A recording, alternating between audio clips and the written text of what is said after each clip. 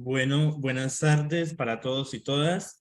Antes de iniciar con el módulo 2, que tiene que ver con el tema de, o se denomina negociación colectiva, voy a dar como unos avisos parroquiales de todo el módulo 1. Entendemos que hay personas que todavía no han desarrollado el módulo, pero pues han manifestado el compromiso de seguir. Entonces, de todas formas, pues cualquier cosita estoy atento para la resolución de los modos, digamos, de dudas e inquietudes. Y en ese mismo sentido, pues se ha hecho como un seguimiento, se ha llamado a las personas, se les ha preguntado el como por qué no, y entendiendo que todas las personas pues tienen diferentes compromisos o se presentan algunos obstáculos, entonces pues que digamos como a invitarlos a seguir participando en el espacio de formación, tanto del módulo 1, el 2 y ya va en el desarrollo del módulo 3. De mi parte, he estado retroalimentando cada uno de los foros a ustedes les he contestado. También les pido el favor que traten de ser como, si bien es general, que las preguntas hagan como una reflexión sobre los temas y bueno, y eso no es para todos porque hay intervenciones que son excelentes. Y esto, ¿qué? Y también que en ese mismo ejercicio del proceso formativo, incluso ver las réplicas o los comentarios que escriben los compañeros es algo que nos ayuda a nutrir como el proceso de aprendizaje. Sin embargo, en general, pues, o sea, la participación ha sido muy buena. Ya está la pregunta del módulo 2, de la del módulo 3, la del 4, ya coloqué en los foros todas las preguntas. Eh, digamos que hemos tenido 3 clases, la primera de inducción y presentación y las 2 primeras del módulo 1. La vez pasada, entiendo yo, digamos que la clase no, o sea, no la grabé, entonces me excuso, o bueno, no tuve como en cuenta presente eso. Sin embargo, yo hago ahí como una especie de resumen que hago una especie de resumen sobre los módulos, digamos, escritos en Word, que digamos tiene cerca de 14, 16 páginas, pero está resumido todo. Entonces, como para ayudarlos a facilitar como el proceso, entonces me voy a tomar la molestia, ni siquiera lo he mencionado, pero ahí está como, está todo y se los voy a facilitar ya mismo por el grupo de WhatsApp, ya está el resumen del módulo 1. Y me he tomado también el atrevimiento de hacer lo mismo con el módulo 2. Incluso yo tenía ahí como las respuestas de los cuestionarios, pero evidentemente esas sí las quité, les voy a colocar las del módulo 2 porque a mí más que todo me interesa, incluso pues que van a revisar la página, a hacer todo este tipo de cosas, pero me interesa es que aprendan, ¿no? Entonces, digamos que eso les va a facilitar y ponerse al día. Ahí están los elementos más importantes, por ejemplo, en este resumen del módulo 1. Y en el resumen del módulo 2, que también me tomé el atrevimiento de desarrollarlo, que también ya mismo lo voy a subir, que les voy a explicar. O sea, esto lo voy a hacer, digamos, como en estos 2 primeros, como para ponernos más como al día, como porque también la clase pasada, pues me excuso porque no se grabó y con el fin de invitarlos a seguir como participando. Entonces, en este resumen del módulo 2 he tratado incluso de ser como tan, digamos, de resumir todo lo que está en el contenido. Yo sé que es algo que incluso ustedes los van a ver en la página y oh, qué bueno que ustedes puedan ver en la página y los videitos, porque todo eso, digamos, hace el aprendizaje más interactivo. Pero yo me tomé el atrevimiento, digamos, de hacer el resumen del flujograma general de la negociación colectiva, les hice el pantallazo, les mencioné ahí cuáles son, digamos, incluso les coloqué como subrayado con colores que hay 2 grandes etapas de la negociación colectiva, que una tiene que ver con la etapa de arreglo directo, eso lo subrayo en amarillo, entonces todo lo que en adelante va a estar en amarillo es lo de etapa de arreglo directo. Lo que dice que tribunal de arbitramiento y huelga con verde, ahí les doy como las pautas con los colorcitos para que tengan en cuenta y así se les facilite más. El morado la huelga, el azul el arbitramiento, ahí digamos que obviamente si leen todo bien, pero hablo de las etapas, las enumero, señalo, digamos, con el subrayo, en mayúscula, los tiempos establecidos, cuántos negociadores son, por qué no podrán ser despedidos, o sea, como que les doy los sitios más importantes, porque considero que esto es como, digamos, esto facilita mucho los procesos de aprendizaje. En la mente uno como que tiende a asociar esto cuando está, digamos, subrayado o el colorcito en negro o utilizar otro color diferente al habitual, la negrita, la cursiva, todo este tipo de cosas, los pantallazos. Entonces, ahí como que me tomé el atrevimiento también de hacer eso. Para el tercero, sí, les coloco como que ver los anexos, pero los anexos son literal, son los 3 documentos en Word, entonces, que son imágenes realmente, entonces son muy sencillas, pero yo ahí como que les explico todas las generalidades y de igual manera ahorita, digamos en el transcurso de esta clase, se las voy a explicar. Ahí también tenía las respuestas del quiz, pero esas sí evidentemente las quité para que sí se tomen el ejercicio de desarrollar, digamos, como que es esta parte. Entonces, quisiera preguntarles antes de continuar, de pronto, ¿qué opiniones han tenido respecto al proceso? Y también manifestarles que una vez inicie, como siempre lo digo, me pueden interrumpir, hacer preguntas, apreciaciones, comentarios al respecto, incluso si no va muy rápido, si quedaron con una duda, si yo iba muy rápido y efectivamente para resolverlas. Entonces, ¿cómo les ha parecido el proceso? Y de pronto, si digamos, ¿qué tipo de dificultades han tenido a la hora de desarrollar los temas? De pronto no incluso de contenido y de interpretación de los temas, sino de, por ejemplo, que tienen otras labores, que no les ha quedado tiempo. Entonces, todo este tipo de elementos me interesa también conocerlos.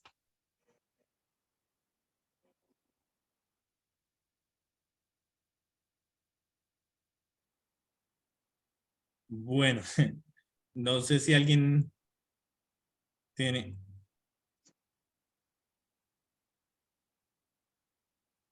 y bueno, no sé si por ejemplo, digamos como que esos resúmenes que les estoy haciendo de pronto, o sea, yo los hago con el fin de facilitarles el proceso de aprendizaje, pero pues me dicen si consideran que de pronto les pueden servir o efectivamente no, y como siempre, incluso decirles que pues estoy atento a resolver dudas e inconvenientes. Y bueno, en estos resúmenes, por ejemplo, del módulo 2 primero hablo del flujo general de la negociación colectiva, qué pasa si se opta por la huelga, qué pasa si se opta por el tribunal de arbitramiento. E incluso al final me tomé un atrevimiento como las definiciones del Código Sustantivo del Trabajo con cada artículo, qué es huelga, cuál es la prohibición de la huelga en los servicios públicos, o sea, les estoy diciendo todo. Digamos, a veces lo que les pregunta uno en el foro, en las evaluaciones, el arreglo directo, quiénes son los delegados, cuándo inician las conversaciones, cuál es la duración de las conversaciones, cuál es el acuerdo y el desacuerdo, cuándo hay procedencia del arbitramiento, las convenciones colectivas, los pactos, cuándo hay declaratoria y desarrollo de la huelga, las características, la decisión de los trabajadores, y aunque parezca que es mayor, incluso no, o sea, es un trabajo que, repito, no es un trabajo adicional, porque también quiero aclarar eso, sino que incluso es un resumen de todos los documentos, de los videos, de todo lo que hay ahí, porque ustedes saben que hay material complementario, hay material obligatorio, hay un material de foros, entonces lo que hace incluso es facilitarles el proceso. ¿Alguien iba a hablar?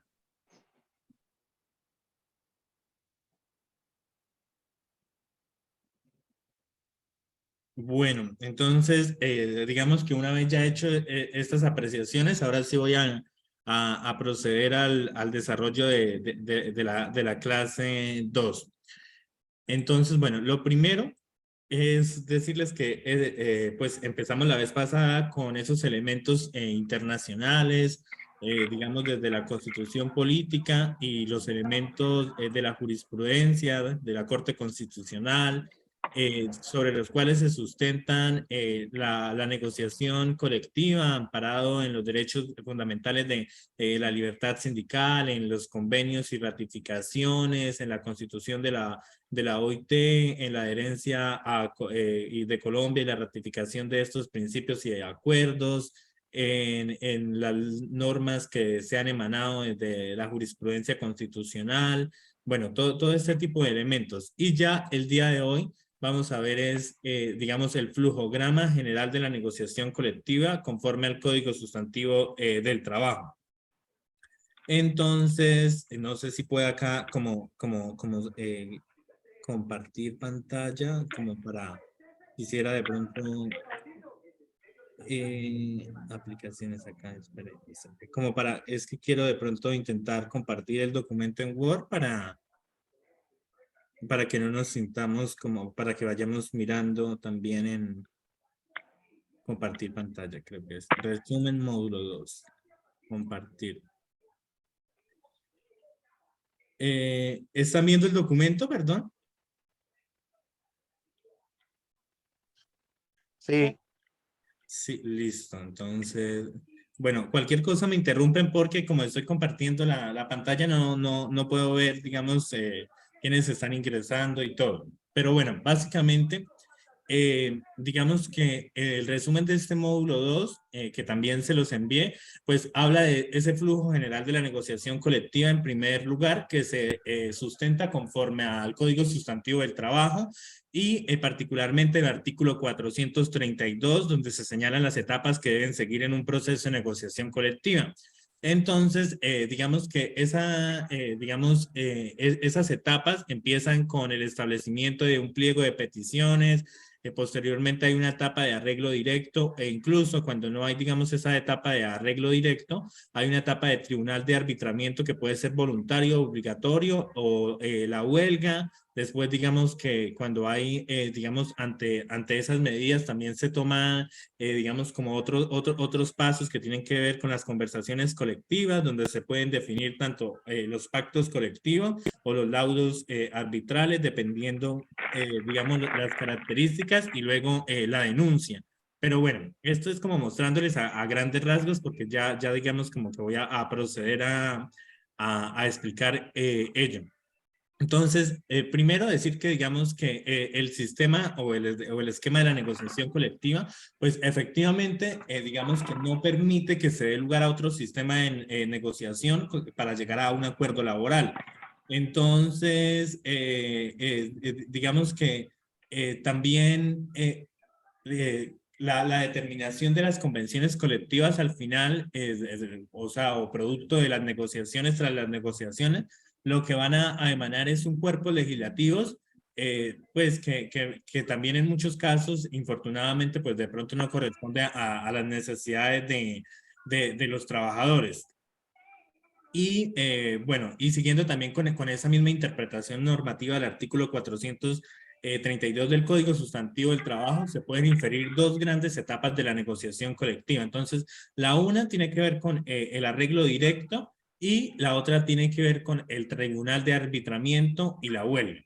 Entonces, digamos que en resumen, hay dos grandes etapas de la negociación colectiva. Uno es cuando se llega al arreglo directo de una vez y lo otro es cuando hay que requerir a otros mecanismos como el tribunal de arbitramiento y la huelga. Pero no se preocupen que todas las vamos a ver en el desarrollo. Entonces, respecto a las etapas de la negociación colectiva relacionadas con el arreglo directo, o sea, esta primera etapa a su vez tiene otras etapas, ¿no? Entonces, uno, dos, y la etapa de la huelga también tiene otras, digamos, otras etapas y otras características. En el caso de la etapa de la negociación colectiva relacionada con el arreglo directo, pues, ¿qué es lo que se supone que hay, digamos, en primera medida para adoptar un pliego de peticiones?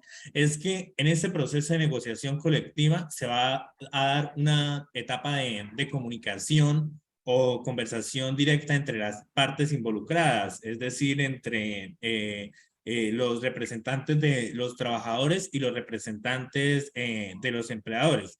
Entonces, digamos que para llegar a esta etapa, la ley ha dispuesto que la organización sindical en representación del grupo de trabajadores, pues tiene que aprobar, digamos, previamente un pliego de peticiones, que digamos son todas esas solicitudes o manifestaciones que se dan en Asamblea General dentro de los términos que están establecidos. Todo esto ya lo vamos a abordar.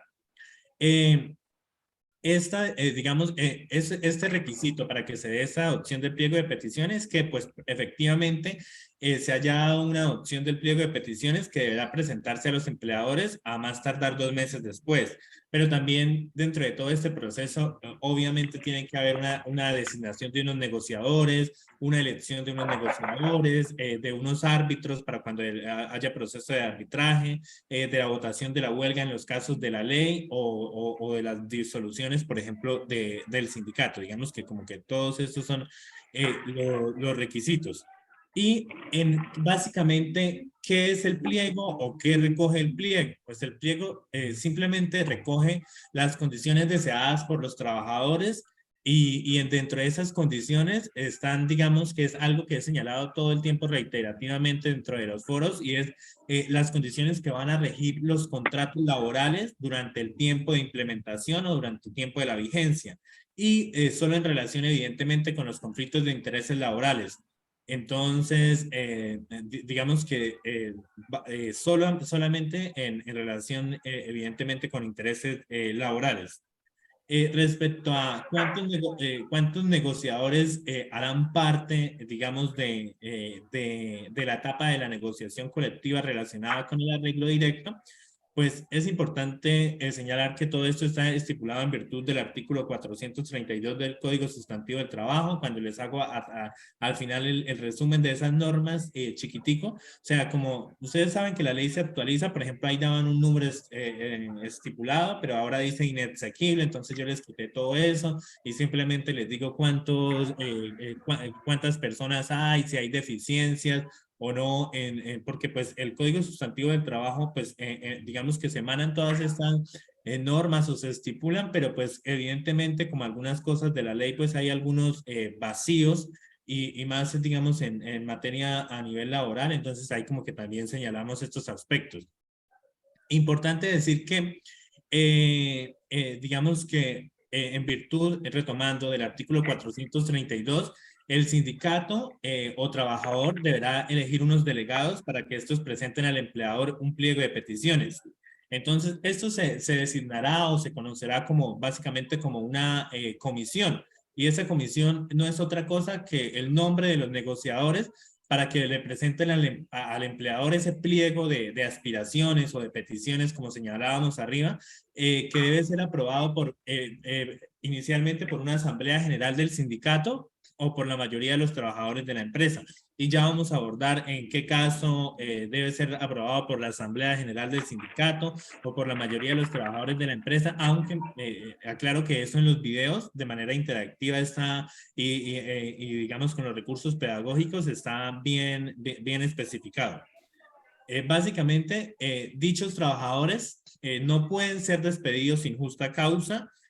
Una vez, digamos, se presenta el pliego y por los términos o el tiempo estipulado en virtud de que pues, están protegidos por el fuero circunstancial. ¿Qué quiere decir esto? Que desde el momento de la presentación al empleador hasta que se haya, digamos, solucionado o resuelto el conflicto colectivo mediante la firma de la convención colectiva o se llegue a otra instancia como el laudo arbitral, si fuera el caso, pues digamos que los trabajadores tienen esta especie de protección que se denomina el fuero circunstancial. Y igualmente también se señala que los negociadores están investidos de estas plenas facultades para llegar a acuerdos, toda vez que se considera que pues, digamos que esto se ha presentado por una comisión que, digamos, ha sido aprobado por la Asamblea General del Sindicato, por la mayoría de los trabajadores, y que, en efecto, para que represente los intereses nuestros como trabajadores, pues efectivamente eso como que a los negociadores les da una serie de investiduras de plenas facultades para llegar a acuerdos. Asimismo, cuando señalo esto, digamos, lo que estamos reconociendo es que esos negociadores pues tienen la plena facultad para arreglar los conflictos sin la intervención de un tercero, sea digamos un conciliador, una autoridad administrativa, el mismo Ministerio del Trabajo, digamos, cuando hablamos de arbitraje es como eso, ¿no? Como el papel del árbitro, de la neutralidad que adquiere como de pactar las reglas, pero se menciona que pues existe la posibilidad de arreglar el conflicto sin la intervención de un tercero, incluso una vez se agote esa etapa de arreglo directo o el arreglo que se da entre ambas partes, las partes involucradas, digamos, en el conflicto, llámense trabajadores y empleadores, pues pueden seguir dialogando para construir acuerdos y así, digamos, finalizar el conflicto con un acuerdo que sea negociado, que sea el producto de la voluntad entre las partes, que era algo que mencionaba la vez pasada, que no hubiera como coacción y todo este tipo de elementos. Sin embargo, cuando les señalo que infortunadamente existen unos vacíos legales, digamos, en las normativas, y en este caso tienen que ver más con el número de delegados que pueden actuar en representación del empleador y sobre las condiciones que deben reunir. Entonces, lo que ocurre en la práctica es que usualmente la empresa se va a hacer representar por el mismo número de delegados designados por el sindicato. Pero esto es lo que ocurre en la práctica, o sea, no es porque esté estipulado o que sea de obligatorio cumplimiento, sino que evidentemente ahí existe un vacío legal. Asimismo, digamos que en estos pliegos de peticiones es normal que a veces se solicite la presencia de un número mayor de delegados de los trabajadores, así como de unos suplentes, o sea, cada trabajador que como que tenga una especie de suplente, digamos que estos aspectos se van a discutir en la reunión de las instancias de la etapa. Pudiera que no llegarse a ningún acuerdo, pero lo que se menciona en las lecturas, evidentemente, es que con el fin de facilitar el proceso, o sea, como que con esto no hay mayor obstáculo, sin embargo, sí existe, o sea, un vacío legal respecto a la cifra exacta del número de delegados en representación del empleador, señalo, ¿no? Y en el caso de los sindicatos nacionales de industria, pues en este caso sí ya como que tiene sus propias particularidades y es, digamos, frecuente que las propias convenciones colectivas establezcan la participación de un número determinado de delegados para cada una de las subdirectivas del sindicato. ¿Por qué? Pues ustedes saben que al ser un sindicato nacional o de industria, pues agrupa diferentes subdirectivas, qué sé yo, por ejemplo, un ejemplo, subdirectiva Meta, subdirectiva Casanare, bueno, etcétera. Entonces, esto puede generar que existan, digamos, unas comisiones o un número de representantes muy numerosos, que si bien pues representan a todas las seccionales o que están en representación del órgano general, pues se pueden convertir a su vez en una limitación o en un obstáculo para que haya agilidad de las negociaciones e incluso por las mismas posturas que a veces pueden haber entre sus directivas, ¿no? Eso es como cuando, no, mi objetivo no es hacer política, pero por ejemplo, cuando a veces analizo, digamos, las tendencias políticas de la izquierda, que uno dice que incluso a veces es más fácil, digamos, como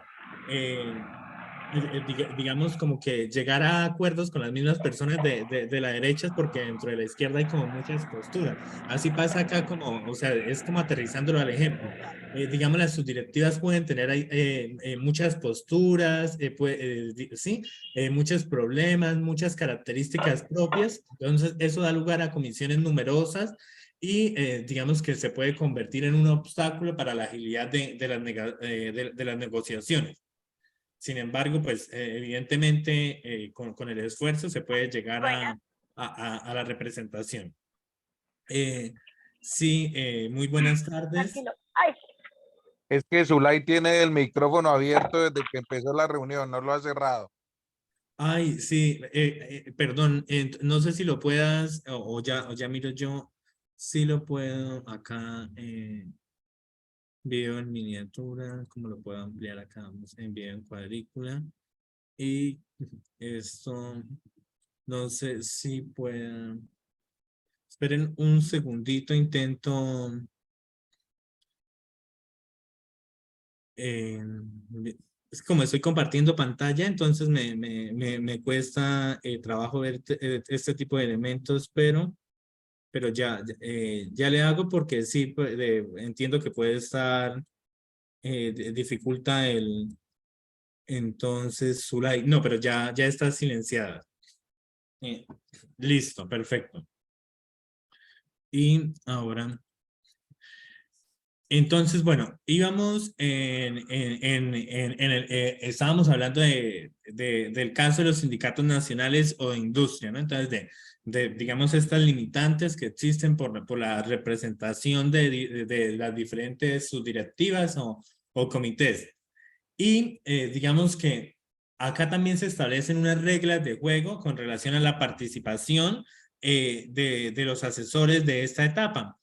Y es que, pues, digamos que en esto la ley sí es muy precisa al señalar que tanto las federaciones como las confederaciones, pues, tienen el derecho de asesorar a las organizaciones afiliadas ante los respectivos empleadores en la tramitación o en el desarrollo de todos estos conflictos laborales. Incluso cuando no se está de acuerdo, digamos, en la participación presencial o por X o Y razón no pueden estar, incluso se puede hacer uso de una llamada o en la etapa de receso o de descanso se puede, digamos, los asesores pueden estar presentes.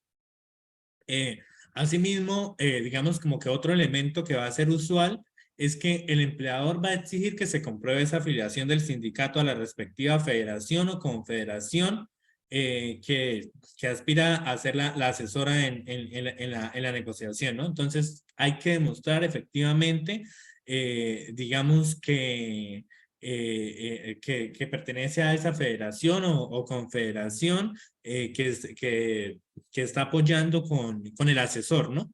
Y digamos que esta asesoría, digamos, ofrece algunas dificultades prácticas porque, digamos, a veces, o sea, como que no hay una representación mayoritaria de uno de ellos y por lo mismo que les digo, ¿no? Por la cantidad de subdirectivas que hacen parte de tanto de la confederación o de la federación. Y pues cada sindicato se asesora de la federación o confederación a que pertenece. Entonces, esto ya de por sí, en síntesis, lo que genera es una especie de que hayan diferentes enfoques laborales y políticos. Y por eso, pues, lo comparo mucho con el tema con el tema de los movimientos políticos o en la práctica, como la dificultad de unir a veces diferentes puntos de vista o intereses. Pero, digamos como que es para situar este ejemplo. Asimismo, dada digamos, la masificación que existe o el número de sindicatos llamados independientes, es decir, aquellos que no están afiliados formalmente o que no se encuentran adscritos, no se encuentran adscritos a ninguna federación, digamos que se presenta además la limitante de ver si los asesores jurídicos de estos sindicatos pueden actuar o no en la etapa de arreglo directo y de conciliación. ¿Por qué? Por lo mismo que estoy diciendo, y es que pues el empleador va a exigir que se compruebe como esta afiliación, ¿no? Entonces acá lo que estoy diciendo es que da esa proliferación y que no, el hecho de que no estén afiliados formalmente o realmente a ninguna confederación o federación, pues va a generar, digamos, una especie de delimitante. Sin embargo, desde el punto de vista legal, no cabe duda de que la empresa no tiene ninguna obligación de aceptar la presencia de esos asesores en la mesa de negociación, Sin embargo, pues lo que les decía, o sea, digamos que ya les he venido comentando y es que es preferiblemente la participación con el fin de agilizar el proceso y llegar a acuerdos. Además, porque hay un conocimiento, digamos, de alguna manera a veces mucho más técnico de las cosas. Evidentemente, cuando no estoy diciendo que los trabajadores no tengan conocimiento, sino que de pronto se aterriza más sobre los conocimientos de pronto técnicos, legales, económicos. Sí, es como llevar, digamos, como toda esta práctica por ejemplo, a un contexto legal, económico, etcétera. Entonces, es preferiblemente, o ha quedado demostrado en la práctica que es preferiblemente la participación para lograr llegar a acuerdos concretos en vista pues de las inseguridades, del desconocimiento, de la misma experticia o inexperticia que se tiene. Ahora bien, ¿cuándo se deben iniciar esas conversaciones? Entonces, antes de eso, pues importante señalar bueno, eso también ya se los había dicho, ¿no? Que negar la presencia directa del asesor en las negociaciones, pues no va a impedir esa consulta permanente de los delegados, que puede ser de manera telefónica o en los recesos. Entonces, bueno, eso ya se los había señalado. Asimismo, digamos, el artículo 433 del Código Sustantivo del Trabajo lo que hace es que va a establecer la obligación del empleador, y eso responde a esta pregunta de cuándo se inician las conversaciones, es de recibir a los delegados de los trabajadores dentro de un tiempo de 24 horas siguientes a la presentación legal y oportuna del pliego de peticiones. Estas son preguntas del quiz, entonces evidentemente también como que nos ayuda mucho también todo este material. Pero bueno, o sea, ¿cuándo? O sea, para que no se nos olvide, entonces el inicio de las conversaciones tiene lugar o establece la obligación del empleador de recibir a esos delegados de los trabajadores dentro de 24 horas siguientes a la presentación legal y oportuna, tanto del pliego de peticiones o ese pliego de formulación de las condiciones de trabajo. Sin embargo, hay que considerar que la iniciación de conversaciones no puede diferirse o no puede, digamos, prolongarse o obstaculizarse por más de 5 días hábiles contados a partir de esta presentación de este pliego al empleador. Y si se niega a hacerlo, pues el empleador en la ley debería ser acreedor de multas que van desde un monto desde los 5 hasta 10 veces el salario mínimo mensual por cada día de mora. Entonces, digamos que la ley al señalar digamos, como esta moratoria o estas sanciones, lo que está haciendo es que de alguna manera está señalándonos la obligación de dialogar y de señalar el momento de la iniciación de la etapa de arreglo directo. Sin embargo, en la práctica, pues es frecuente que se den como reuniones de carácter preliminar antes de iniciar propiamente propiamente la etapa, ¿no? Y esto pues podría darse acá en todo lo que tiene que ver digamos, durante la adopción del pliego de peticiones, ¿no?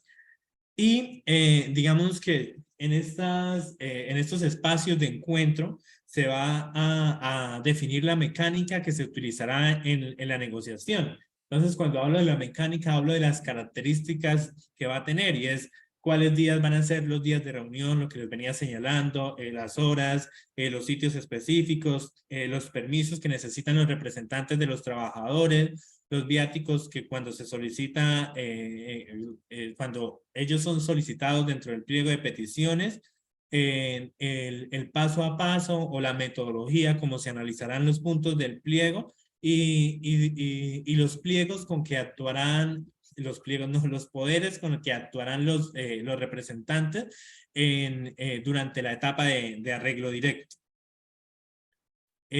Luego, ya viene propiamente la etapa de arreglo directo como tal. Entonces, bueno, En nuestro país, digamos que este proceso de negociación colectiva contempla, digamos, esta etapa de conversación, o sea, entender que el arreglo directo es una etapa de conversación directa entre las partes en conflicto y pues que a esto se ha denominado sencillamente con el nombre de etapa de arreglo directo y que esta se encuentra estipulada o establecida dentro de los artículos 432 a los artículos 436 del Código Sustantivo del Trabajo.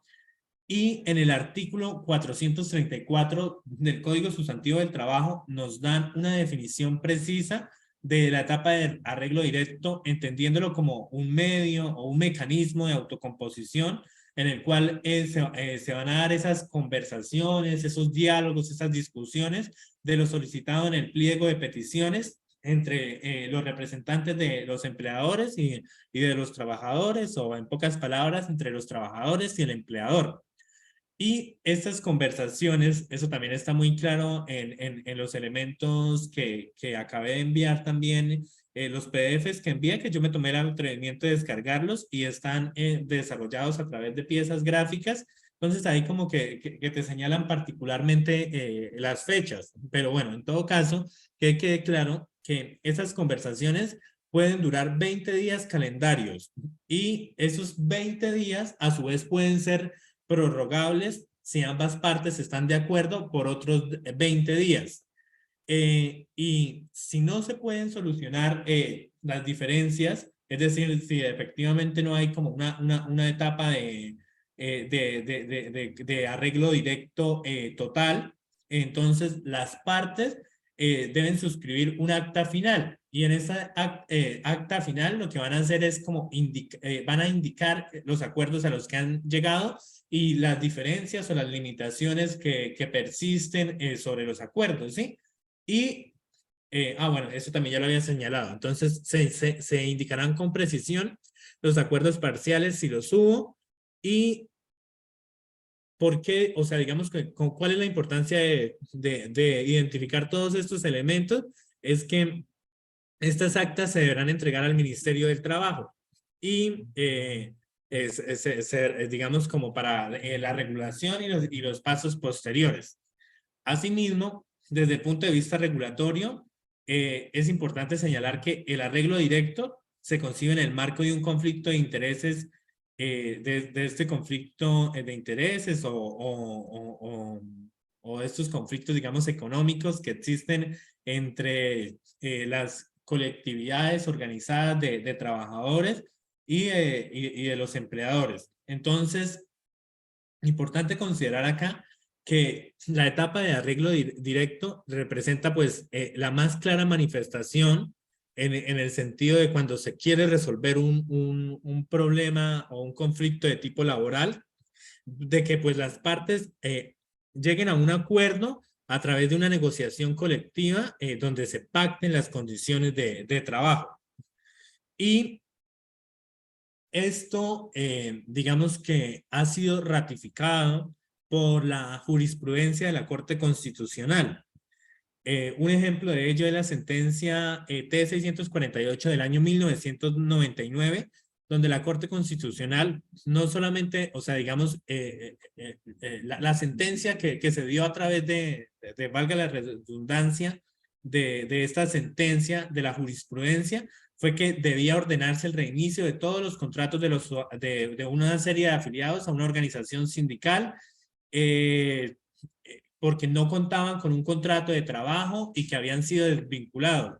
Entonces, la Corte Constitucional en este caso ordenó a la empresa recibir a las directivas del sindicato para iniciar esa etapa de arreglo directo. Es decir, que lo que le estoy diciendo, como que le confirió la importancia tan grande que tiene la etapa de arreglo directo para solucionar el conflicto colectivo que en consideración de la Corte pues se había generado. Me excusan un segundito. Voy a traer un vasito de agua y ya continúo.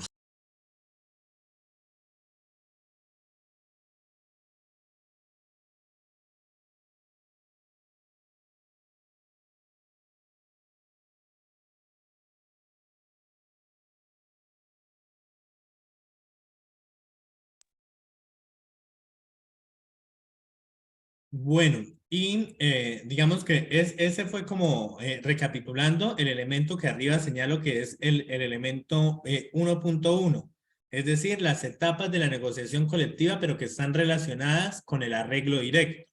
Pero recuerden que la interpretación normativa del artículo 432 nos habla de dos grandes etapas de la negociación colectiva y es lo que está como en el material y qué pasa si no hay un arreglo directo, entonces qué papel entra a jugar ahí el arbitramiento, qué papel entra a jugar la huelga. Entonces esa es la segunda parte. Y esa segunda parte está acá en etapas de la negociación colectiva relacionadas con la huelga y el arbitraje. Entonces, ¿qué decisión pueden tomar los trabajadores? Entonces, por eso hay como que subrayo que finalizada la etapa de arreglo directo, porque, o sea, entendiendo que no hubo un arreglo total, entonces los trabajadores pueden optar por dos mecanismos, que son la declaratoria de la huelga o que sus diferencias se sometan a un tribunal de arbitramiento. Y dicha huelga o la solicitud de arbitramiento debe ser decidida dentro de 10 días hábiles siguientes a la terminación del arreglo directo, pero eso se da mediante un voto secreto, personal e indelegable. Y por la mayoría absoluta de los trabajadores de la empresa o de la Asamblea General de los afiliados al sindicato o sindicatos que agrupen más de la mitad de aquellos trabajadores. Pero ya lo vamos a examinar particularmente a través de este elemento gráfico que está en la plataforma. Y acá lo que dice es que, bueno, recapitulando, que terminada la etapa de arreglo directo, es decir, los 20 días, digamos que prorrogables por los otros 20 días, sin éxito, entonces hay una votación secreta, personal o indelegable que puede asumir tres formas y es cuando esa votación secreta, personal e indelegable se da a través de trabajadores no sindicalizados. Entonces, para ese caso se requiere que haya una mayoría absoluta de los trabajadores de la empresa y esos trabajadores pueden elegir entre la huelga y el arbitramiento.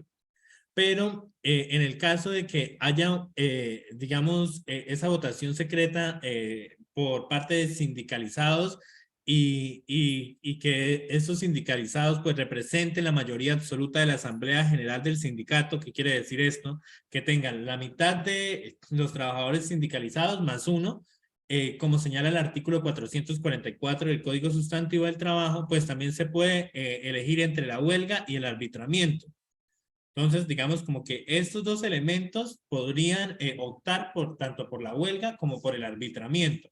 Sin embargo, hay un caso en el que solamente se someten al arbitramiento y ese caso tiene que ver con los sindicalizados minoritarios. Entonces, ese sindicalizado minoritario se somete a arbitraje obligatorio salvo que la mayoría absoluta de trabajadores no sindicalizados pues hayan votado por la huelga, ¿no? Porque pues en ese caso, como la mayoría de los trabajadores que no están sindicalizados han votado por la huelga, pues se procede es a efectuar la huelga, ¿no?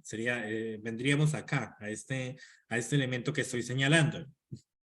Y en síntesis, pues hay dos posibilidades bien distintas para efecto de votar huelgas. Es que la decisión se tome por la mayoría absoluta de los trabajadores de la empresa y que la decisión se adopte por la mayoría absoluta de los afiliados al sindicato o sindicatos que agrupen más de la mitad más uno de los trabajadores de la empresa. ¿Por qué decimos que hay dos posibilidades bien distintas para efectos de votar la huelga? Porque estamos hablando solamente de la huelga. Entonces acá primer lugar y acá segundo lugar. Y en este caso de sindicalizados minoritarios no aplica porque eso se someten a arbitramiento. Y cuando son trabajadores no sindicalizados, pues quiere decir que han votado por, digamos, por la huelga, entonces estaría en este mismo elemento. Entonces, por eso nos habla de dos posibilidades bien distintas para efectos de votar la huelga. Y en el material se ofrecen dos ejemplos que son sencillos de interpretar. Entonces me voy a tomar también como el ejercicio de señalarlos, y es que, por ejemplo, si una empresa cuenta con 1000 trabajadores, bueno, hagámoslo con 2000, y no hay sindicato, y si digamos en ese caso, cuando son 2000 trabajadores, no se agrupa a más de 1000 trabajadores, entonces la decisión se debe tomar por 1001 trabajadores, 1001 o más trabajadores. Pues si hay más, efectivamente es mejor, pero la idea es que sea la mitad más uno. En cambio, si en la empresa, digamos, para el caso de que cuenta con 1000 trabajadores, existe un sindicato que cuenta con 550 afiliados. Entonces, en esos 550 afiliados, digamos, la mayoría absoluta serían, digamos, la mitad es 275, pero como la norma nos dice que en mitad más uno, entonces la mayoría absoluta sería de 276 votos válidos para votar la huelga. Y digamos que esto nos permite concluir que, en síntesis, en la huelga hay un favorecimiento numérico para los trabajadores que están sindicalizados frente a los que no están sindicalizados. Además, bueno, se resumen las etapas de la negociación colectiva con base en el siguiente flujograma. Ese flujograma tiene que ver con, con el primer flujograma que les envié incluso ahorita en el grupo, que resume todo lo que ya les he dicho. Entonces, primero hay una asamblea general, para recapitular. Primero hay una asamblea general del sindicato, se supone que hay una aprobación del pliego de peticiones, se establece un máximo de 2 meses para presentarse ante el empleador. Luego, la asamblea general del sindicato pues va a elegir a los negociadores ante el empleador, y esos negociadores, en conclusión, están protegidos por el derecho del fuero circunstancial, que también ya lo expliqué. Los empleadores tendrán la obligación o la obligatoriedad de recibir a los delegados dentro de esas 24 horas que ya les había señalado, siguientes a la presentación del pliego. Luego se dará inicio a las conversaciones entre trabajadores y empleadores, que serán de 20 días, prorrogables por otros 20 días de común acuerdo entre las partes, y eso puede generar básicamente dos opciones de resultado. Una es que efectivamente haya un acuerdo. Entonces, cuando hay un acuerdo, lo que va a suceder es que se va a producir esa firma del pacto colectivo o convención colectiva, y eso, digamos, se va a generar la copia al Ministerio del Trabajo. Cuando hay un desacuerdo, después de todo este proceso, ese desacuerdo, recuerden que les había señalado que el desacuerdo puede ser parcial, que si es parcial hay que señalarlo también en las actas, pero el desacuerdo también puede ser total. Entonces, eso se tiene que hacer constar en las actas finales, detallando cuáles son los acuerdos parciales, y también se remitirá copia al Ministerio del Trabajo.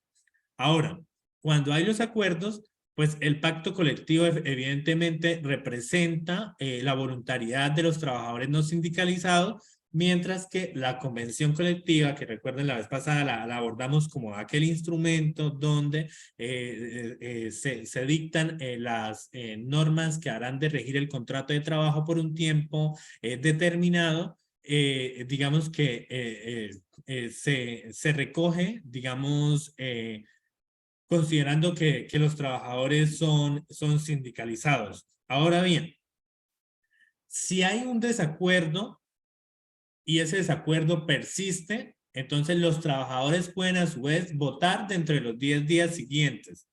¿Y qué es lo que pueden votar? Pueden votar si hay un proceso de arbitramiento o un proceso de huelga, que es la segunda parte, la segunda parte de la clase.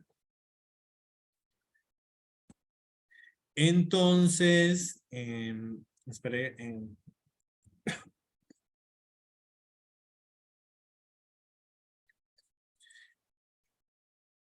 Entonces, bueno, después de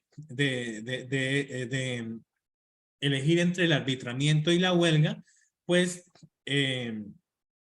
el arbitramiento, digamos que corresponde a un escenario que va a ser obligatorio, que va a proceder en algunos escenarios, que básicamente se resumen en 3 causales que ya voy a proceder a explicar.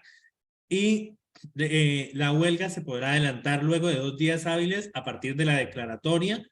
Y también importante considerar, o sea, se puede adelantar luego de los 2 días hábiles a partir de la declaratoria, pero no en un tiempo mayor de 10 días hábiles después, ¿no? Entonces, importante, digamos, considerar como, todo, como estos elementos. Ahora bien, ¿qué pasa si se opta por la huelga? Entonces, antes de iniciar por eso, yo quisiera preguntarles a ustedes, digamos, ¿qué entienden por huelga en el lenguaje castizo? Digamos, para ustedes, ¿qué es una huelga? Es que vi muchas apreciaciones en los foros que me parecen interesantes y que efectivamente me llamó la atención que incluso no es el lenguaje incluso técnico que a veces se maneja, sino es la comprensión de la huelga y de los mismos elementos que ustedes señalaban.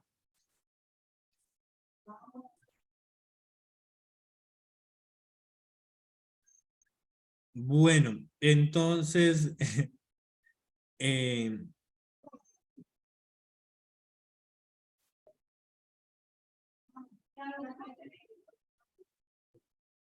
está hablando Erika. Erika tiene la palabra, tiene la mano levantada.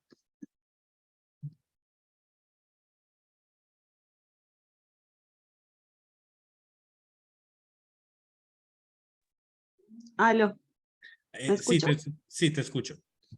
A ver, pues primero, al principio has preguntado pues, que si han presentado dificultades. La verdad sí, porque yo trabajo en turnos y pues me ha quedado muy difícil. Generalmente los cursos los realizo como en turnos de noche, ¿sí? Que es a los que entro pues a partir de mañana y pues pretendería ponerme pues al día. Pero sí me parece muy bueno todos los resúmenes y el material, pues siempre he escuchado las clases y pues voy leyendo el material. Para mí huelga es como primero un derecho que tienen los trabajadores pues a manifestar sus desacuerdos. En el sector eléctrico entiendo yo que no se pueden hacer como huelgas porque es un servicio de primera necesidad, eh, pero yo lo relaciono como esas manifestaciones, por lo menos como hacia los paros, ¿sí? Como a esas manifestaciones, no sé, como hacer un plantón, como un cese de actividades, como algo que impacte de cierta manera el curso normal de las actividades. A eso lo relaciono yo. Perfecto. Bueno, evidentemente, bueno, te agradezco por habernoslo señalado sobre las dificultades. Espero de verdad que los resúmenes sirvan mucho. Igual cualquier cosita, estoy como atento para dudas e inquietudes, incluso en espacios diferentes a estos. Porque pues también entiendo que todos nosotros tenemos como otras actividades y evidentemente es muy acertada tu definición sobre la huelga como un derecho y como la posibilidad de manifestar como una especie de desacuerdo. También es lo que hablas de que también el material lo contempla y es la realización de la manera pacífica y lo que señalas que lo hemos abordado previamente, no habíamos ahondado tanto, y es de cuando las huelgas, digamos que afectan servicios esenciales. Entonces, digamos, ahí se tiene en cuenta es como si pueden, digamos, esa interrupción de esos servicios esenciales, pues efectivamente puede ir en detrimento de los derechos de otras partes, entonces que ello puede hacer peligrar a toda o a parte de una población. Entonces, por ejemplo, yo lo mencionaba aquí días en el caso de la salud, de la vida o de la seguridad de las personas. Sin embargo, pues ahí como que señalaba como las limitantes y digamos que como unas posiciones de la Corte Suprema que ya también nuevamente nombraré. Pero bueno, para iniciar, la huelga, como tú lo señalas, es un derecho. y eso también lo había señalado la vez pasada, que junto con el derecho de asociación sindical, más las diversas formas de negociación colectiva, constituyen esta tríada de la cual se edifica, se reconforta y se sustenta el derecho colectivo del trabajo, que busca equilibrar esas relaciones tanto de empleadores como de trabajadores. Entonces, ya pues había señalado que deberán hacerlo 2 días hábiles después de haberse declarado y no Jorge, es... una pregunta. Sí, dime. Sí, Jorge, buenas noches. Bueno, en las empresas de servicios públicos no se pueden hacer huelgas como por áreas. Por ejemplo, por decir algo, si yo hago en una empresa de servicios públicos como la electrificadora en una parte como facturación, pero la parte de mantenimiento y el resto está normal, ¿no puedo yo parar un área, no? Pues, ¿O es prohibido? pues es que mira que hay, digamos, al respecto, existen como unas posiciones de la Corte, y es que, o sea, evidentemente, cuando, digamos que la huelga como se considera un derecho fundamental y no tiene como una vinculación tan directa sobre, digamos, sobre, o pone en peligro algún derecho, entonces podría, digamos, como realizarse, ¿sí? Sí, Digamos, sin embargo, pues todo esto hay muchos vacíos legales que incluso están señalados ahí porque pues se le ha concedido al legislativo la facultad de promover como normativas en torno a ello. Sin embargo, pues en la práctica no se ha dado, que se han visto en material, señala también señala también estos elementos. Pero bueno, de esto ya iremos profundizando. Ahora bien, entonces, bueno, recapitulando, eh, la huelga, entonces, no, bueno, que si se hace fuera de los tiempos establecidos por la ley, pues ya es una huelga ilegal. Y que en síntesis, el artículo 429 del Código Sustantivo del Trabajo nos va a decir es que la huelga es un derecho que puede ser definido, como lo que decía la compañera, y tiene que ver como la suspensión colectiva, temporal y pacífica del trabajo. Ya lo relacionaba mucho con este tipo de actividades como para lograr llamar la atención. Y entonces, digamos que todo eso, ese llamar la atención, digamos que son esos fines económicos o profesionales que los trabajadores proponen a sus empleadores como para decirles, hey, póngame en atención, nosotros estamos, digamos, poniendo este tema sobre la mesa o se nos están vulnerando los derechos en este ámbito. Asimismo, digamos que como esta tríada que ya había señalado, genera una protección derivada del derecho colectivo del trabajo, pues esto lo que va a hacer es que va a lograr generar relaciones que sean equitativas dentro del marco legal. Y la Carta Política de Colombia, es decir, la Constitución Política de Colombia, ha admitido que dentro de estos marcos jurídicos los trabajadores tienen derecho a utilizar ciertas medidas de presión. Y esas medidas de presión también tienen que ver con lo que la compañera mencionaba y era, digamos, como esa asociación, digamos, a fin de proteger los intereses y tiene que ver con los fines que decía yo, profesionales, económicos, conflictos socioeconómicos. Entonces, digamos que esta va a ser como las medidas de presión que señalo. Ahora bien, la Organización Internacional del Trabajo y particularmente el Comité de Libertad Sindical que tiene, ha reconocido que la huelga es un derecho y no simplemente un hecho social.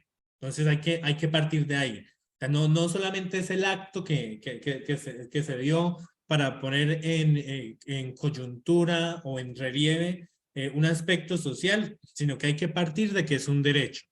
Y partiendo de que es un derecho, eso tiene tres características esenciales y es considerar que todas las organizaciones deben gozar de este derecho. Entonces, sindicatos, federaciones y confederaciones.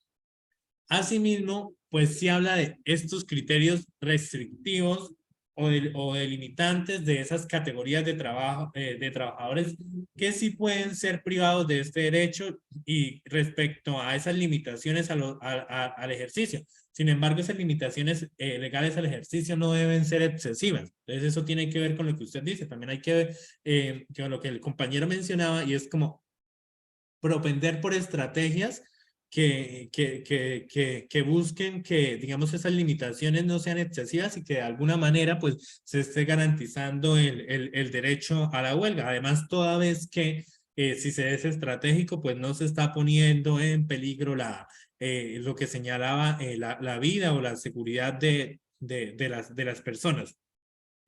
Y ha considerado también la OIT que el correcto ejercicio del derecho de la huelga no debe acarrear ninguna sanción perjudicial, porque pues el hecho de que hubiesen de dar lugar a sanciones perjudiciales, pues significa que hay actos de discriminación sindical. Y pues desde el Comité de la Libertad Sindical se promueve que no existan actos de discriminación sindical, toda vez que se promueve la defensa y la garantía de los derechos laborales.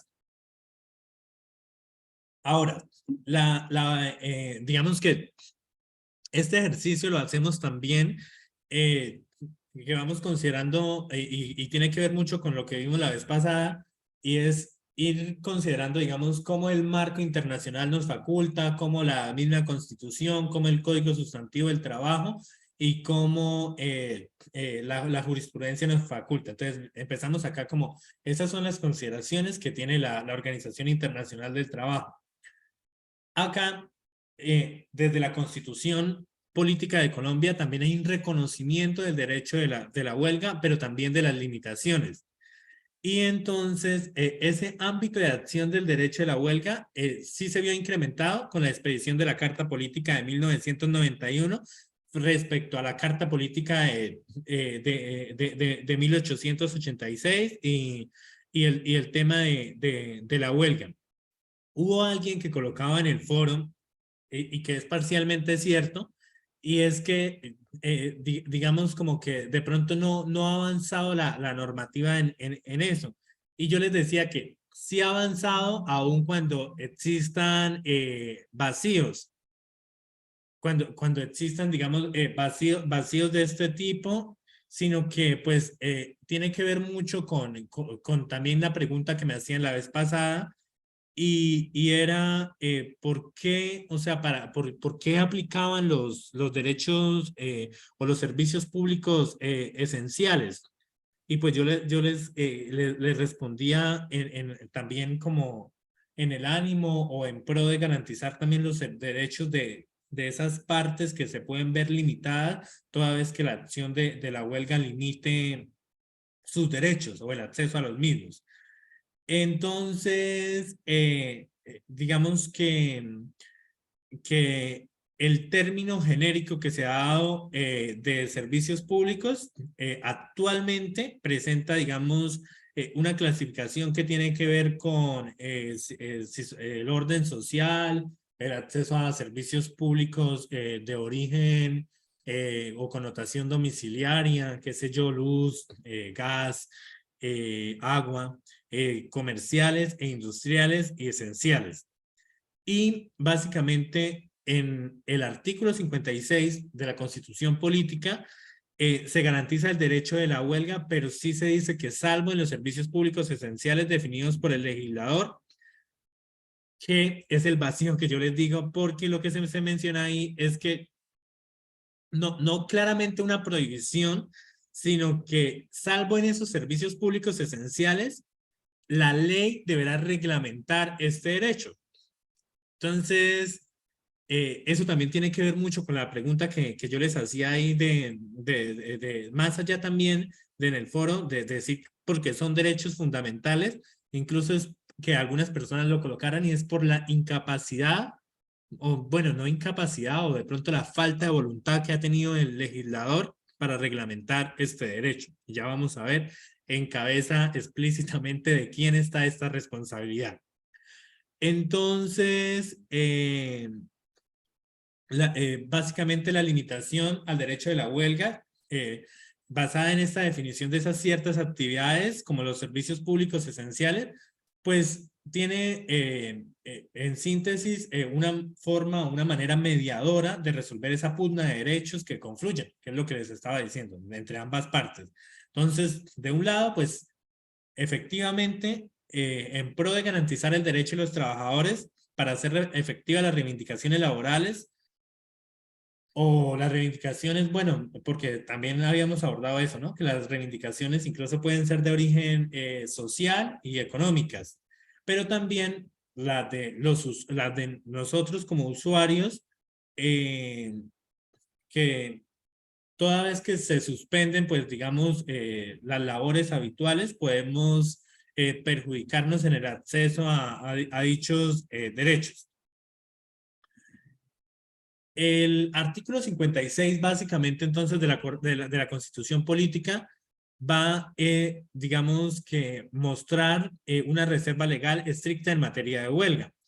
Entonces, lo que nos va a decir, y es la responsabilidad que digo que explícitamente le atañe al legislador, es decir, al Congreso, quien debe definir cuáles son esos servicios públicos esenciales en donde la huelga no está garantizada. ¿Qué quiere decir esto? Esto quiere decir que le corresponde al Congreso establecer todo este marco jurídico, regulatorio y legal de la huelga en los servicios públicos esenciales, y sin que, digamos, se le puedan delegar esas funciones a otra autoridad. Es decir, que la responsabilidad específica le atañe al Congreso de la República. Sin embargo, en Colombia, tristemente, pues no hay como pronunciamientos claros respecto a ello. Entonces, la Corte Constitucional, de alguna manera, como digamos que a través de sentencias, pues algunas veces emite fallos favorables para los trabajadores. En esos diversos fallos ha exhortado al Congreso para que en un plazo razonable expida una regulación de la huelga que sea acorde con la Constitución política. O sea, la Corte Constitucional lo ha hecho, pero bueno, hasta el momento eso no ha tenido ninguna incidencia. Sin embargo, pues lo que sí ha hecho el Congreso es que mediante diversas leyes ha definido, digamos, ha hablado de la existencia de servicios públicos esenciales en una serie de actividades.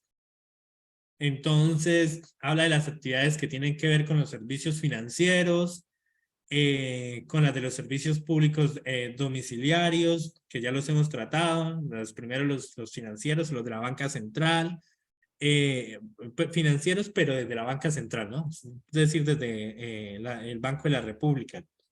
Y bueno, y las asociaciones referentes. Y en lo relacionado con el sistema de salud, que también ya lo había mencionado en las clases previas, asimismo como en temas como la administración de justicia. Eso es lo que, digamos, de alguna manera el legislador en diversas leyes ha definido como la existencia de servicios públicos esenciales. Sin embargo, lo que se le pide o lo que se le exhorta al legislador, es decir, al Congreso, es expedir una regulación de la huelga en servicios públicos esenciales. Entonces, una regulación entendida como un marco y que diga, o sea, el paso a paso, cómo debe ser el actuar. Y lo que se ha hecho desde el Congreso, repito, para que se entienda, es definir la existencia de servicios públicos esenciales para ciertas actividades. Es decir, cuáles actividades corresponden a servicios públicos esenciales. La Corte Constitucional, además digamos, de estos elementos que ya señalé, pues ha declarado, digamos, otros servicios públicos esenciales que tienen que ver, por ejemplo, como el transporte por tierra, mar y aire, porque se supone que cuando una empresa, digamos, realiza estas actividades, pues tiene como objetivo asegurar la libertad de la circulación, de la circulación del comercio y de que ésta llegue pues a los consumidores, tal como se consagra desde el artículo 24 de la Constitución Política de Colombia. Lo mismo sucede con las actividades o los servicios de telecomunicaciones, porque los servicios de telecomunicaciones de cierta manera garantizan la libertad de expresión y de difusión de pensamiento y de opiniones. Es decir, que en síntesis, pues posibilitan informar y recibir información de lo que está sucediendo. Entonces, en conclusión, bueno, solamente constituyen servicios públicos esenciales las actividades que el constituyente 1991 ha señalado como tales. Han habido unos pronunciamientos de parte el legislativo, del Congreso, sobre la existencia de servicios públicos esenciales, pero pues no se ha llevado a cabo o digamos la regulación de la huelga, que es lo que se le ha solicitado, y pues la Corte a través de otros pronunciamientos ha señalado aspectos que tienen que ver con la huelga. Básicamente eso correspondería al tema de la huelga. Ahora bien, la vez pasada les mencionaba que, o sea, digamos, frente a las limitaciones, es que, no, o sea, bueno, llevándolo al campo práctico, es que efectivamente en Colombia pues se han dado huelgas a nivel de servicios públicos esenciales.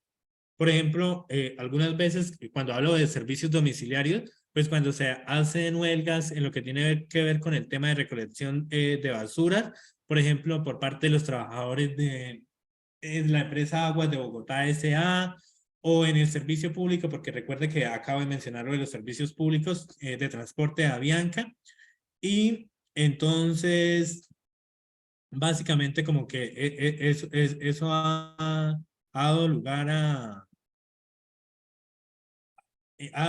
y señala la necesidad de regular como que todos estos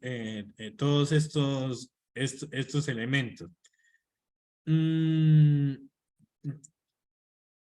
Entender también que el servicio público en ese caso pues corresponde a una necesidad que es pública, ¿no? Que es colectiva, que es de carácter general y que puede ser garantizada mediante el procedimiento privado, ¿no?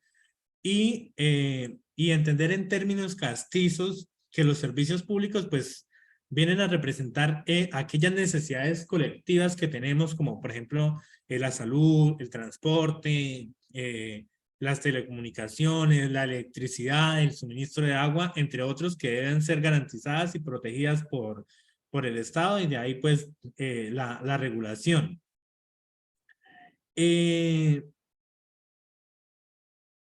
Sin embargo, pues también entender que ese carácter esencial de un servicio público, o sea, se adquiere o se fortifica, se vuelve como fuerte en la medida que, digamos que esas actividades contribuyen de modo directo y concreto a la protección de bienes o a la satisfacción de esos intereses y la efectividad de los derechos civiles y de las libertades fundamentales.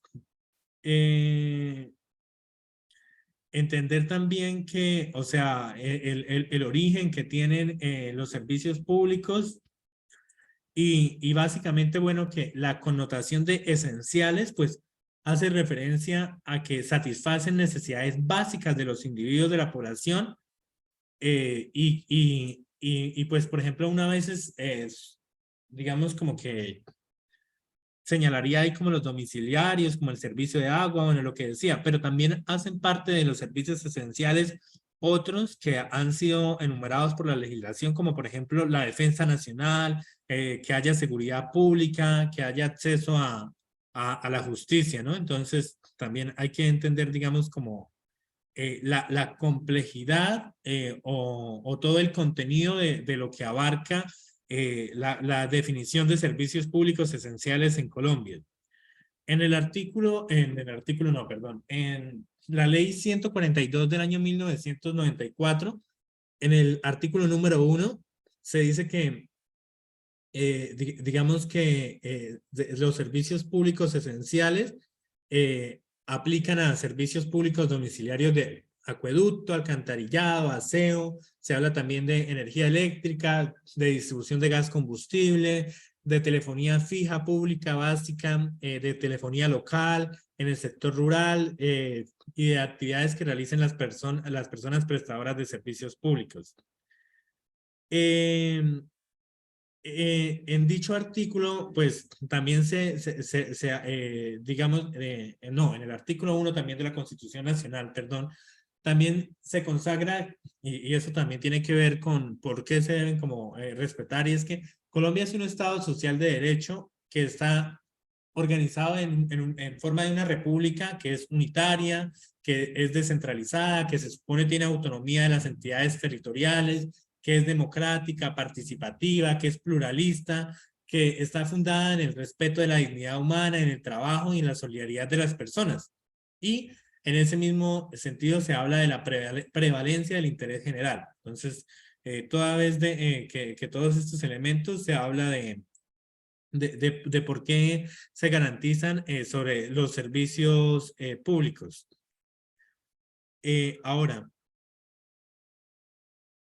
Ahora bien,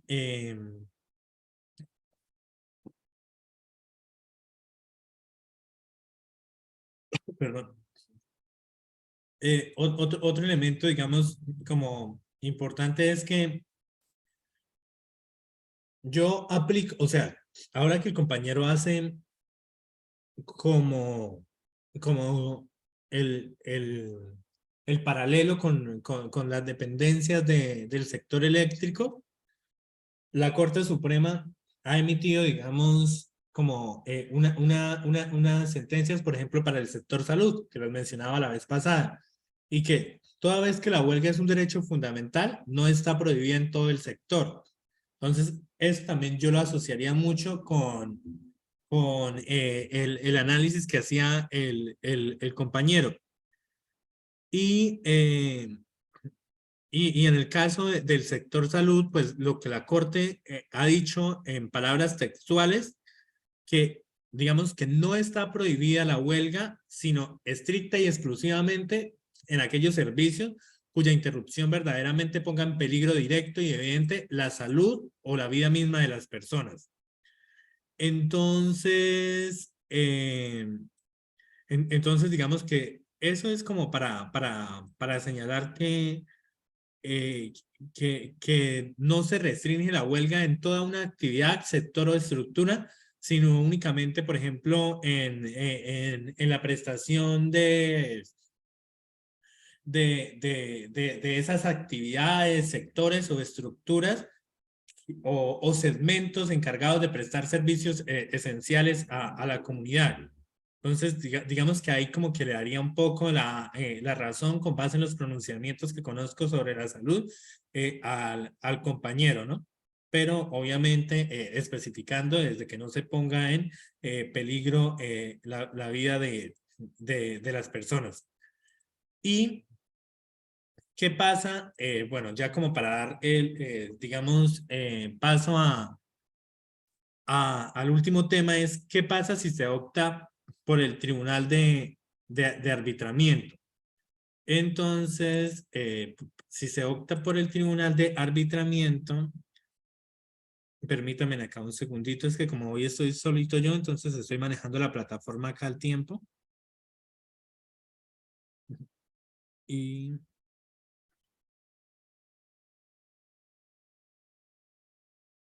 quiero ver, es que quiero ver cómo les puedo compartir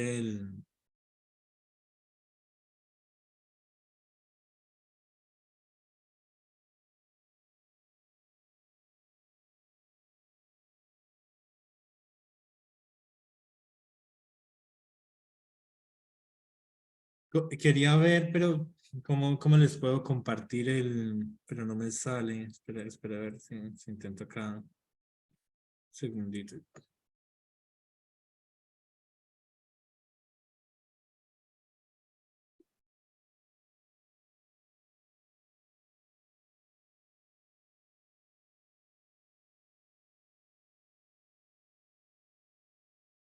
Acá ya.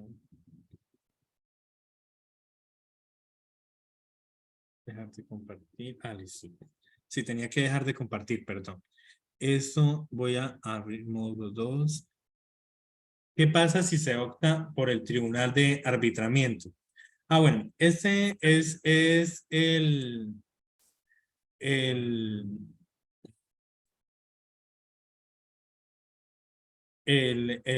último PDF que está por el tribunal de arbitramiento. Permítanme un segundito y ya procedo a explicarlo. Es que me cuesta un poquito.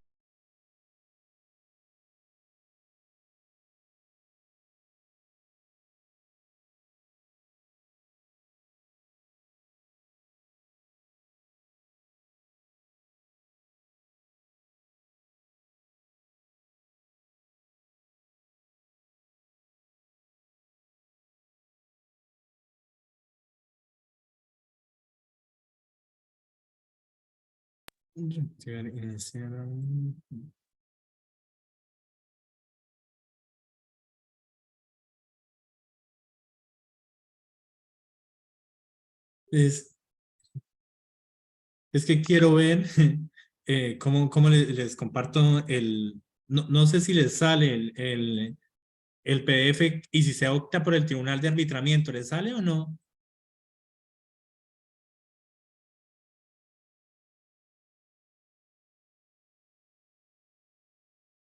No sale, Jorge. No, ve no negro. sale, entonces, bueno, voy a dejar de compartirlo y lo voy a volver a compartir, pero de que de que se puede, se puede. Entonces, compartir. Ya. Compartir. ¿Le sale ahora sí?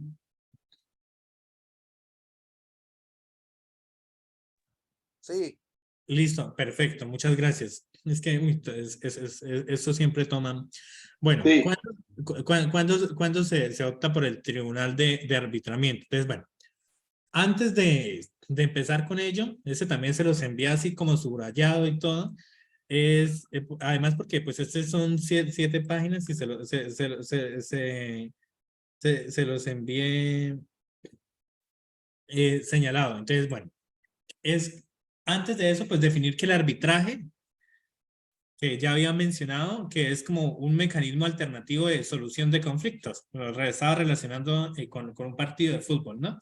Y entonces, digamos que el artículo 1 de la ley 1563 de 2012 establece que es un mecanismo alternativo de solución de conflictos mediante el cual pues las partes van buscan de árbitros porque tienen que solucionar controversias relativas a asuntos de libre disposición o aquellos que la ley ha estado facultados. Entonces, por ejemplo, eso se da mucho en el marco de los conflictos económicos y laborales, pero para casos específicos como la obligatoriedad y digamos que respecto a ello, la Corte Constitucional en los artículos 452 y 448 ha señalado que existen 4 eventos que por expresa disposición del legislador son como que añaden la regla general de voluntariedad del arbitramiento cuando se efectúa y cuando se insta a alguna o a ambas partes a formar parte de ese tribunal de arbitramiento.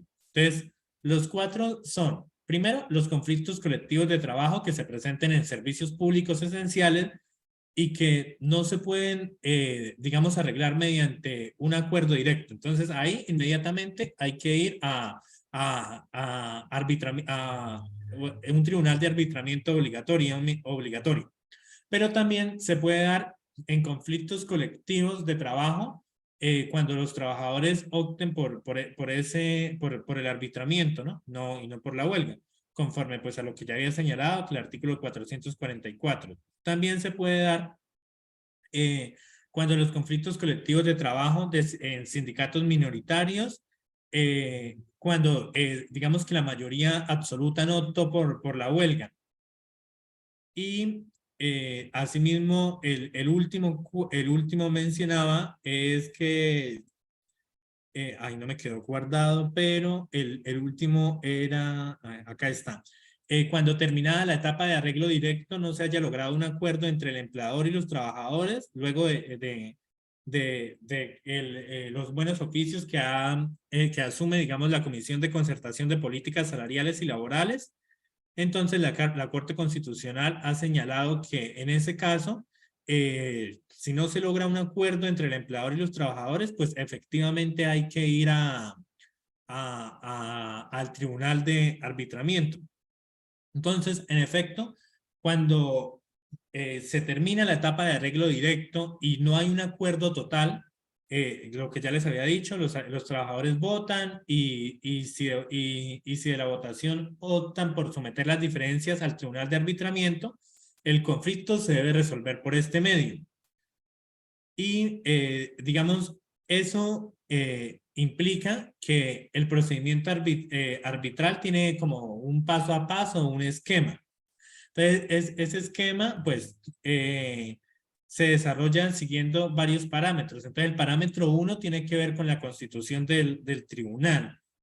Entonces, para que haya, es decir, cómo se conforma el tribunal. Entonces, las partes las partes interesadas deben hacer esa solicitud de convocatoria del tribunal de arbitramiento ante el Ministerio del Trabajo. Y el Ministerio del Trabajo inmediatamente debe sacar un acto administrativo y pues eso, digamos que revisando que haya, digamos, un cumplimiento de formalidades legales, trámites, documentos, bueno, todo este tipo de cosas, y inmediatamente va a convocar el arbitramiento que se va a conformar básicamente por 3 miembros. Pero esos 3 miembros, digamos, están conformados por diversos actores. Entonces, uno de los actores es un árbitro que es designado por la empresa. Pero los trabajadores, pues, en pro de nivelar este arbitraje, pues también van a designar un segundo árbitro, y el tercer árbitro tiene que ser designado de mutuo acuerdo entre los 2 árbitros designados por las partes. Sin embargo, como puede que no haya consenso entre los 2 árbitros, entonces en ese caso le corresponderá al Ministerio del Trabajo. Entonces, digamos que este es como el primer parámetro del esquema del procedimiento arbitral. Un segundo parámetro tiene que ver con el funcionamiento, y para que el funcionamiento se dé, se tienen que cumplir una serie de características. Entonces, las características tienen que ver con el tema de las facultades. Entonces, el tema de las facultades quiere decir que se puede solicitar de las partes o de quien represente toda esa información que vaya a sustentar, argumentar la decisión que se va a emitir en el laudo arbitral. Jorge. El laudo arbitral entendido como la decisión final que se va a tomar, que ya también voy a explicar qué es el laudo arbitral.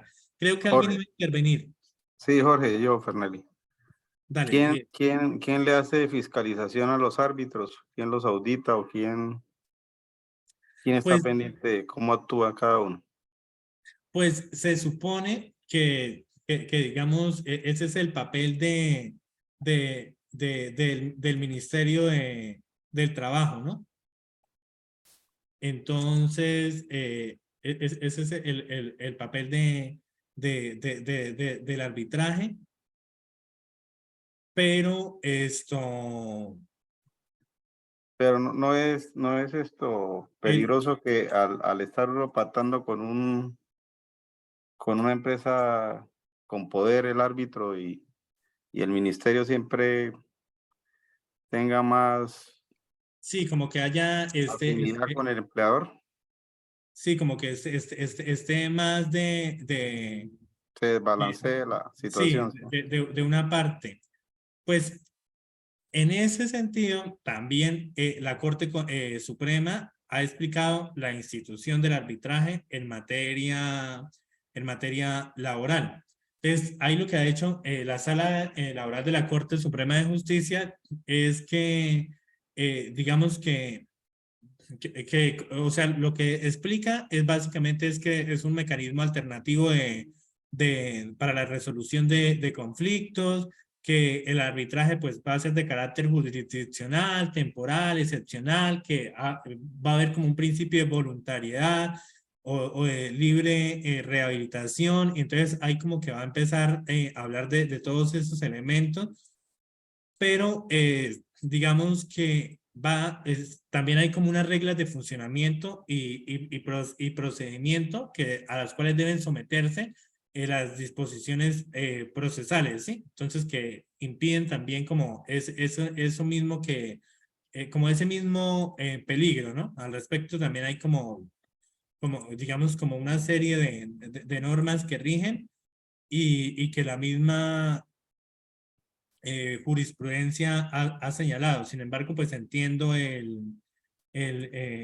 digamos, todo es más, incluso yo lo asocio todo con el tema de la captura corporativa del Estado, ¿no? Y tiene que ver mucho porque, pues, evidentemente, sí, o sea, como las instituciones del Estado respondiendo a favores empresariales o por el poder. Jorge, Pero, una preguntita. Cuando la empresa acepta el pliego y se va a tribunal de arbitramiento, ¿es diferente que cuando ellos meten un contrapliego?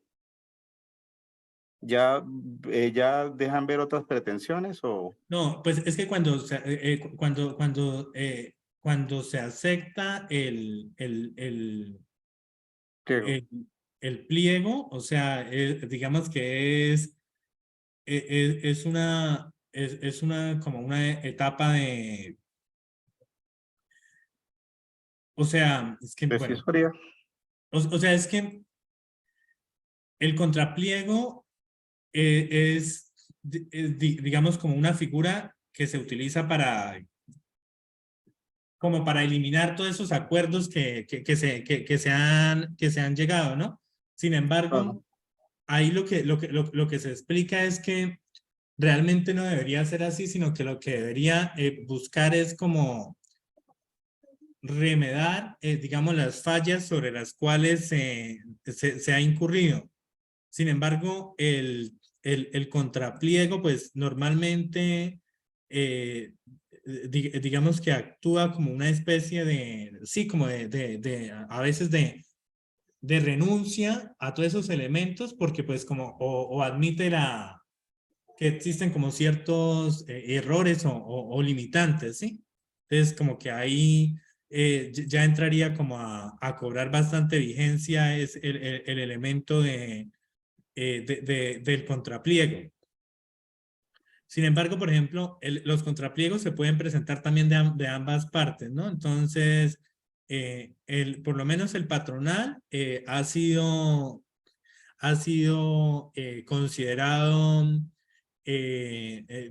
digamos, como, bueno, como que no tienen ninguna validez. Pero el retiro de pliego de peticiones en Colombia y el contrapliego, pues básicamente va a tener un carácter similar como a una demanda y a una contrademanda.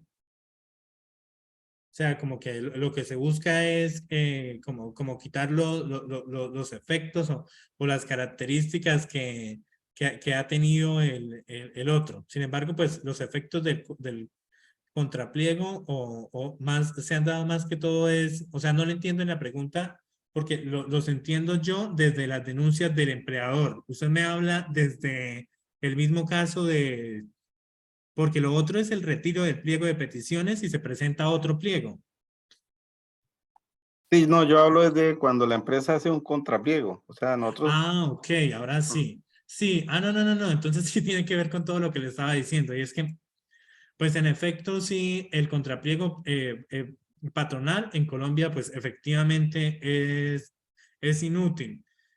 Sin embargo, fíjese que no es por hacerle tampoco propaganda al gobierno actual, pero hasta hace unos añitos el contrapliego patronal funcionaba. Entonces, el viceministro de Relaciones Laborales, Edwin Palma, ha mencionado que el contrapliego es una figura que utilizan algunos empresarios para tratar de quitar estos beneficios a los trabajadores.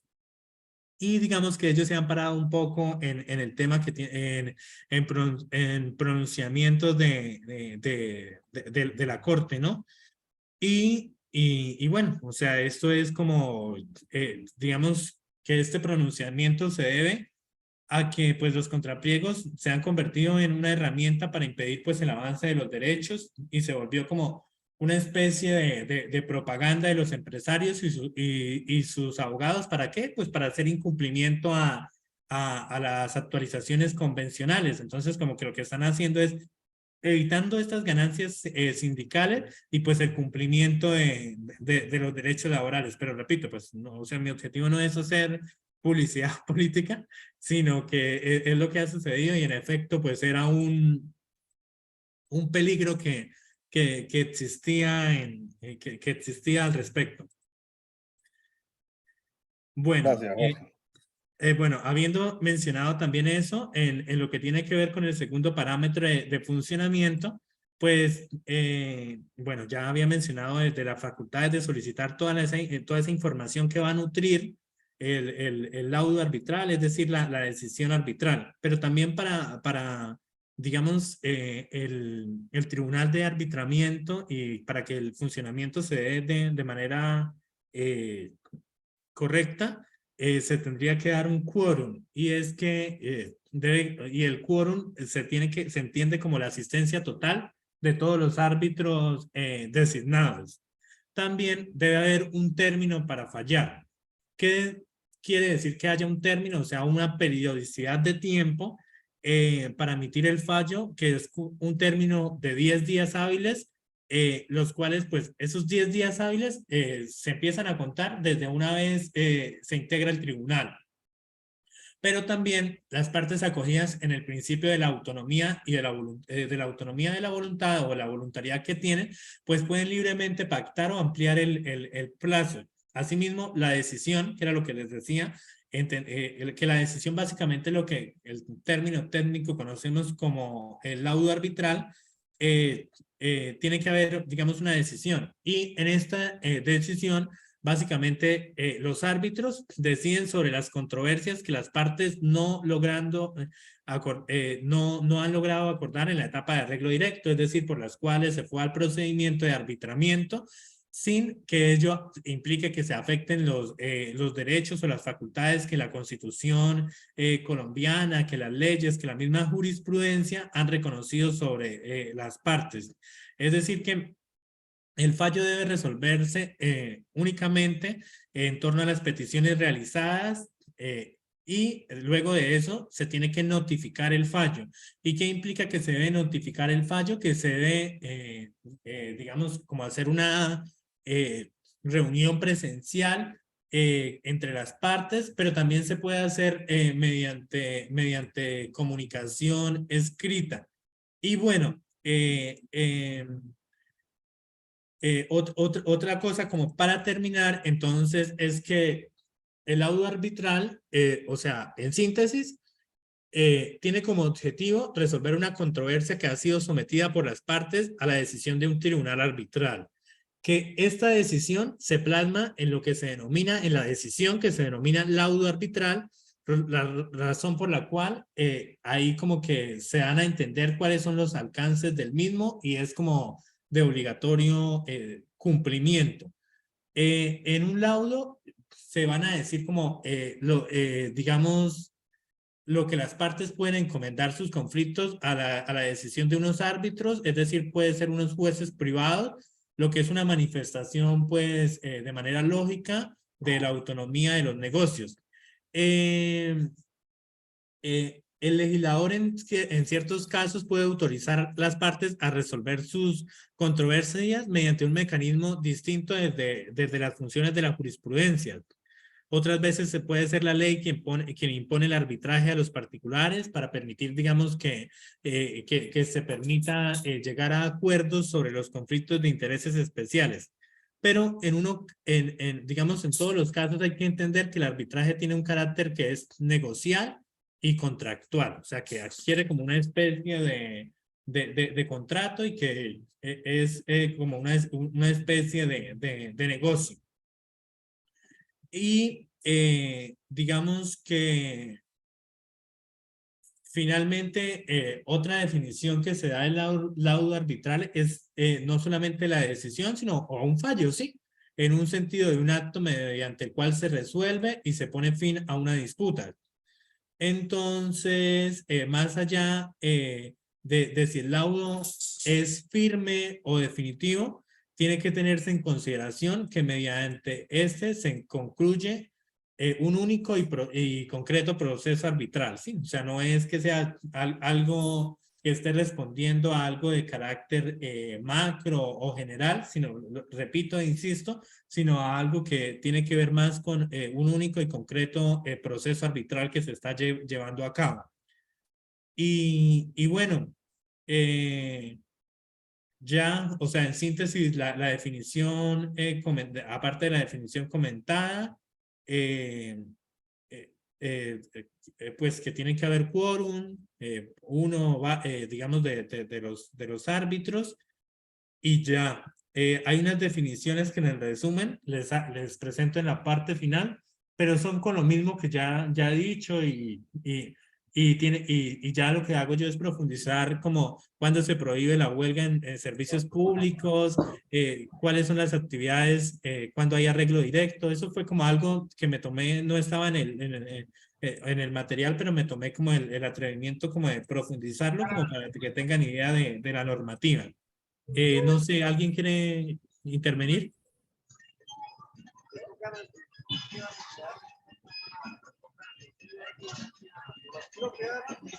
Ah, el compañero no sé, espera, voy a silenciarlo. Y voy a detener el video. Ah, Jorge, listo. una pregunta. Sí, sí, perdone, es que no estaba escuchando porque había un compañero que tenía el audio abierto y ahora sí te escucho. Jorge, una preguntita esto. O sea, diríamos que ahorita con esta clase de gobierno sería el momento adecuado como para negociar, ¿no? No, esa pregunta es una pregunta compleja. No, ¿y por qué lo digo? Porque o sea, porque es que uno tiene que entender en el contexto político, yo creo que hay que aprovechar la fuerza y la etapa y la coyuntura, ¿no?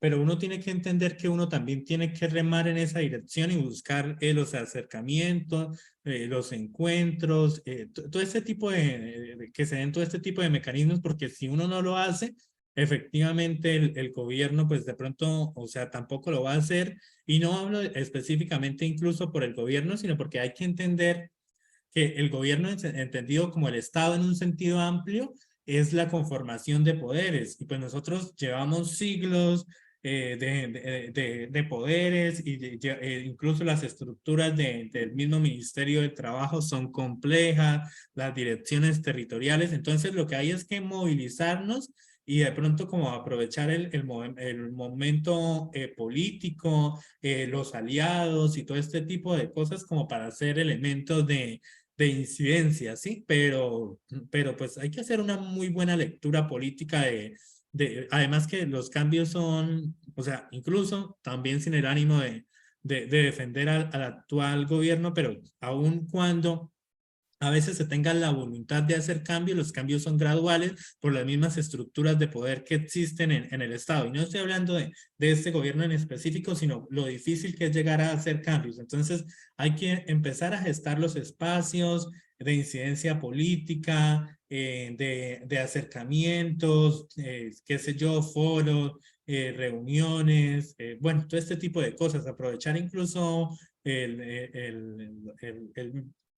papel del viceministerio de Relaciones Laborales, porque, pero bueno, no sé si la respuesta sea muy precisa porque es difícil. Sí, sí, claro, gracias. Jorge. Dale, no sé si alguien tenga alguna inquietud, alguna duda. Jorge, buenas noches, don Hernán. Hola Hernán, ¿cómo estás? Sí, señor, una pregunta.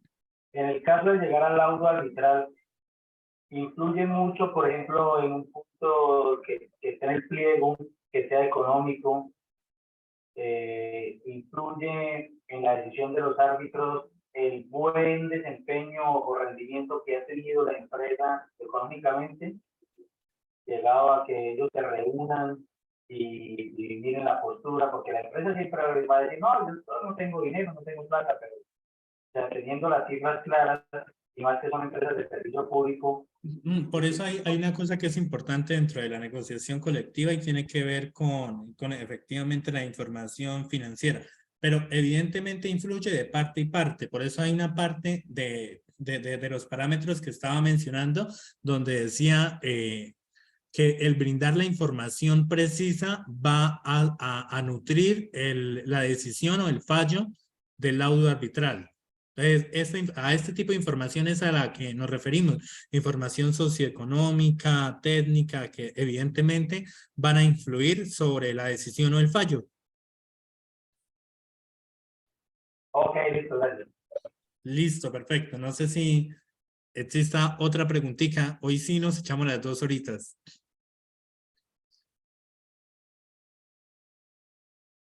Entonces, bueno, creería que no hay más preguntas. Igual, reitero, preguntas o inconvenientes, cualquier cosita me lo pueden manifestar a mí, a Adri. Creo hay otra chica que está por el grupo que es la que nos ha enviado muy amablemente los links de las clases, que también está súper pendiente. Y cualquier cosita, pues manifestar. Les agradezco enormemente la participación. Y nada, los invito a seguir, digamos, en el proceso y en serio que, digamos, la idea es que ustedes siempre miren como que la plataforma, la cacharren, miren, digamos, ahí cuando hay eso que decía yo, que las manitas o los vínculos, que donde amplían información, que los videos, pero digamos que con el fin de como de ponernos al día y como de ampliar la información, me tomé como el atrevimiento de hacer estas 2 especies como de resúmenes. Entonces espero les sirvan mucho y bueno, incluso eso les va a servir mucho para los quizzes y todo. Y no siendo más, les envío un abrazo grande, les deseo una muy buena noche y nos vemos de hoy en 8 con el tercer módulo que tiene que ver con elementos de información. O sea, creo que casi siempre se adelantan y eso me encanta porque vamos como en la misma lógica. Pero la vez pasada, por ejemplo, la primera clase me preguntaban sobre los servicios públicos esenciales, sobre las consideraciones, entonces por eso a veces les digo como que despacio. Y ahorita también la tercera tiene que ver como con esos elementos, incluso a considerar, por ejemplo, de importancia de la información económica para considerar durante la negociación colectiva. Entonces, bueno, no siendo más, les envío un abrazo grande y feliz noche. Gracias, Jorge. Buenas noches. Gracias. Gracias, buenas noches. Muchas gracias, buenas noches. Gracias, hasta luego. Hasta luego, muy buenas noches.